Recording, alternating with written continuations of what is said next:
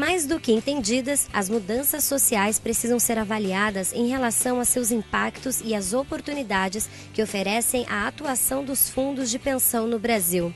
O painel As Grandes Mudanças que estão ocorrendo em nossa sociedade e nas empresas e os impactos para os fundos de pensão construiu uma reflexão importante sobre as novas configurações familiares, a interação desencadeada pelas novas mídias, as relações de emprego e como a sociedade percebe o conceito de seguridade social.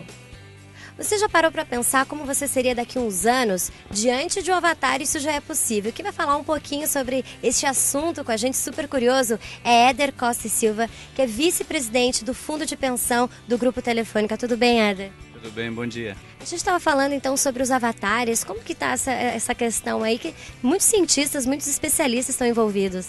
Sim, isso é uma pesquisa que está sendo feita no Laboratório de Realidade Virtual de Stanford. Eles criaram um software que modela a morfologia de fotos. Então você entrega uma foto de você jovem, eles criam um avatar de você envelhecido depois de 40, 50 anos, né?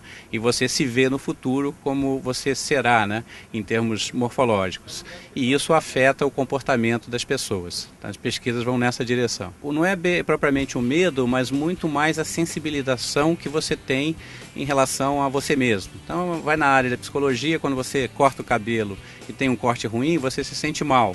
Ou quando você compra uma roupa legal e você se sente bem. E às vezes você não está nem pensando nisso, mas isso afeta o seu comportamento. Então, da mesma forma, os avatares afetam o seu comportamento hoje. E aí as pessoas ficam sensibilizadas, não talvez pelo medo, mas por outras razões psicológicas, e passam a poupar mais no presente, é o que mostram as pesquisas. Agora parece que isso vai sair de pesquisa e vai entrar em ação agora, no final desse ano. Verdade. O grupo Allianz, lá na Europa, eles vão usar uma versão simplificada desse software para os vendedores deles, que são planejadores financeiros, para ver qual é a reação do público quando eles usam essa tecnologia dos softwares de envelhecimento, né, para vender planos de previdência e seguros. Vão fazer testes agora no final de 2011. Ciclos de produtos e serviços estão cada vez menores, razão principal pela competição global e a tecnologia convergente. Os gestores têm um desafio pela frente: fazer mais e melhor por menos. Para isso, precisam desenvolver uma grande capacidade logística e ainda a competência de liderar equipes para atuarem como solution providers, que tornem a empresa simples. A expectativa de consumidores é por empresas e serviços sofisticadamente simples. E aqui ao meu lado, então, está o Luiz Marins, que vai responder umas perguntinhas aqui pra gente, que está acompanhando a TV Abrap. Seu Luiz, o senhor diz que a capacidade de distribuição de renda feita pelos fundos de pensão é reconhecida nas sociedades avançadas, mas a percepção da sociedade sobre a necessidade de consumo é também uma realidade. É possível conciliar esse paradoxo? Eu acho que, sem dúvida, à medida que a população vai aumentando a sua renda, a população vai ficando mais educada, a população em geral, ele vai tendo mais consciência de que tem o que perder. E a previdência é sempre alguma coisa que é muito importante para quem tem o que perder, para quem não quer perder o seu nível de vida, a sua qualidade de vida. Então, à medida que a renda aumenta, a educação aumenta, as pessoas se tornam mais abertas à previdência, sem dúvida alguma. Agora, numa sociedade globalizada com tanta flexibilidade e, portanto, diversidade de produtos e serviços, como conquistar a fidelidade do consumidor? A fidelidade ela é conquistada através da prestação de serviços. E a prestação de serviços na área da previdência é muito mais informação. O que às vezes irrita um pouco, ou o que fica difícil para a pessoa manter a fidelidade é a falta de informação. Ele contribui, né? Ele está ali e ele tem pouca informação, ou quando a informação vem a ele, vem de uma forma que ele realmente não entende. Não vem para ele motivando a ele que continue fazer aquelas contribuições, para que ele continue na sua previdência. Eu acho que a comunicação com a pessoa que contribui é muito importante. Você tem que informar de uma maneira que você vá simulando situações para ele, porque essa geração que a gente chama de geração C, que a gente chama de geração conectada, que são os nativos digitais, que é essa geração mais nova, ela precisa sentir de forma mais palpável aquilo que ela está fazendo.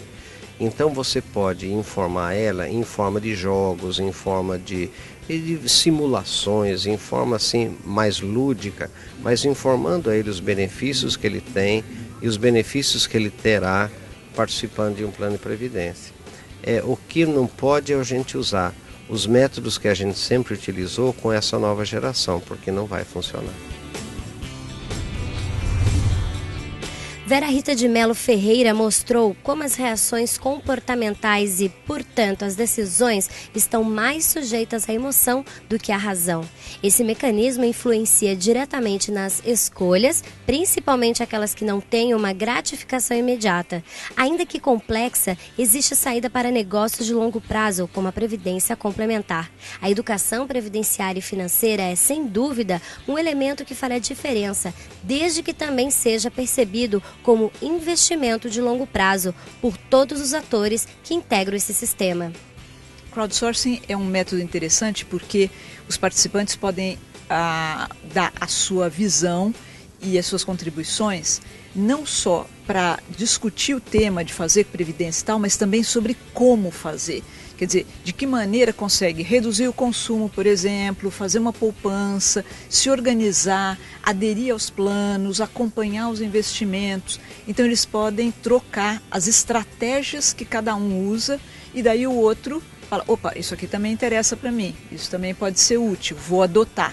Então com isso, e junto com os elaboradores dos planos e das políticas, eles podem extrair daí muita informação atualizada e útil para uma permanente reciclagem dos planos e de como atingir cada vez mais os participantes. O sistema de previdência complementar, deve desencadear um movimento de sustentabilidade, a exemplo do que fizeram há alguns anos os ambientalistas, uma vez que o conceito de sustentabilidade, ainda que por diferentes expressões, está na essência dos papéis desses atores sociais? Sem dúvida. A palavra-chave é sempre sustentabilidade, porque a gente sabe que a conta tem que fechar. Não só para os planos em si, eles vão ter que pagar esses benefícios lá na frente, como para o próprio participante. Ele também tem que fazer as contas das suas despesas, das suas finanças pessoais, para que sobre dinheiro suficiente e para que ele também se planeje lá na frente, quando ele vai receber o benefício, mas que pode precisar de uma complementação mesmo assim. Então, sempre a sustentabilidade tem que estar na base dessas decisões de aderir à Previdência e de manter os planos. As mudanças demográficas têm levado muitas nações a reverem os seus modelos previdenciários. O Brasil não foge a esta demanda. Márcio Pokman avaliou a velocidade dessas mudanças em função do perfil demográfico brasileiro. O computador, a internet, o iPod, o tablet e inúmeros outros instrumentos que nos associam à vida, mas também ao trabalho. A demografia sempre fez parte das agendas governamentais e houve uma certa secundarização desse tema, que só recentemente passou a ter novamente importância. Estamos diante, de fato, da construção de uma outra população no país, mais envelhecida, com maior expectativa de vida, e se combinado a isso as transformações na economia, na sociedade, em que o país cresce mais rapidamente, gera mais empregos e ao mesmo tempo eleva o nível de renda, nós estamos nas condições muito favoráveis, não apenas para fortalecimento do regime geral previdenciário, mas, por outro lado, a ampliação dos fundos que complementam a Previdência. Então, são condições bastante favoráveis que nós não tínhamos há 2, 3 décadas atrás. E é dentro dessas condições que precisamos planejar melhor as formas de financiamento do sistema previdenciário brasileiro. Quais os desafios a vencer na busca dessa modelagem? Bom, certamente nós temos alternativas para compor o regime geral da Previdência com fundos complementares. O setor público mesmo brasileiro vem repensando a possibilidade de um fortalecimento do seu regime complementar.